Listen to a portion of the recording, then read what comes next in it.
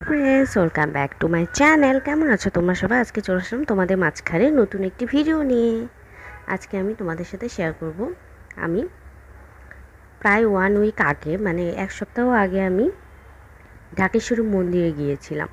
সেটারই ছোট্ট একটু ব্লগ তোমাদের সাথে শেয়ার করব, খুবই ছোট্ট ব্লগটি দেখার পর যদি আমার এই ভিডিওটি ভালো লেগে থাকে, প্লিজ আমার ভিডিওতে একটি লাইক দিও, কমেন্ট করো। তোমাদের মতামত জানাতে অবশ্যই, যে আমার ভিডিওগুলো তোমাদের কেমন লাগছে, ভালো বা খারাপ যাই হোক, তোমরা কমেন্টে অবশ্যই জানাবে।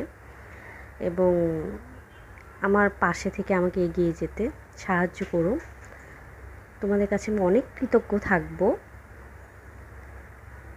তো চলো ভিডিওটি দেরি না করে শুরু করা যাক। এই যে আমি ঢাকেশ্বরী মন্দিরে ঢুকেছি। আমি যখন অনেক আগে এসেছিলাম তখন আমি এই মন্দিরটা দেখিনি। এটা মহানগরী দুর্গা, মানে দুর্গা মণ্ডপ বা এই টাইপের কিছু লেখা ছিল। এর আগে আমি দেখিনি। যখন আমরা সরাসরি এই গেট দিয়ে ঢুকেছিলাম তখন আমি এই পূজাটা আসলে দেখিনি। স্টুডেন্ট লাইফে এসেছিলাম অনেক আগে, প্রায় 2012-13 দিকে। তখন আমি শুধু এই মন্দিরের গেট দিয়ে ঢুকেছিলাম, কিন্তু এই পূজা মণ্ডপটা আমি দেখিনি দুর্গা মন্দিরের। তো আজকে দেখলাম। তো এই জন্য অনেক কিছু চেঞ্জ হয়ে গেছে, অনেক নতুন বিল্ডিং উঠেছে।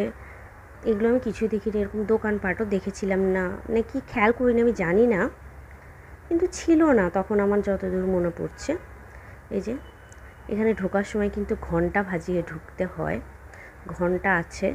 এবং আমরা পূজা দেব ছোট্ট করে, এই কারণে আমরা প্রসাদ, সন্দেশ আর মোমবাতি, ধূপকাঠি নিয়ে গিয়েছিলাম পূজা দেওয়ার জন্য। প্রায় 10-12 বছর পর আসা হলো ঢাকেশ্বরী মন্দিরে। যেহেতু আমরা ঢাকায় থাকি না, বগুড়ায় থাকি, তো ভালোই লাগলো। অনেক দিন পর মন্দিরে আসলে মনটা শান্ত হয়ে যায়। যত সব দুশ্চিন্তা আছে কেন জানি মাথা থেকে আসলে ওই সব কিছু মানে উড়ে যায় মন্দিরে পা রাখার সাথে সাথে। এটা আসলে মনেরও একটা চিন্তা। খুব ভালো লাগে মন্দিরে এসে, তো ভালো লাগছিল।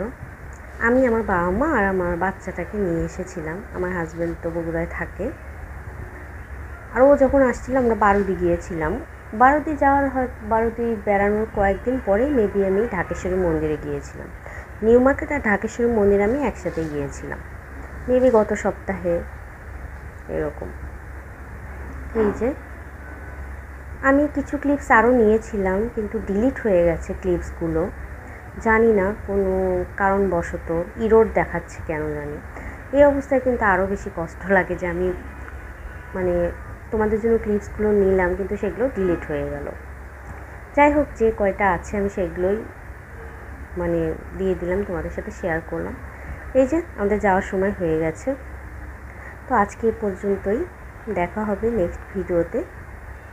যদি ভালো লেগে থাকে ভিডিওতে প্লিজ লাইক করো, কমেন্ট করো। আজকের মতো এই পর্যন্তই, ভালো থেকো, বাই বাই।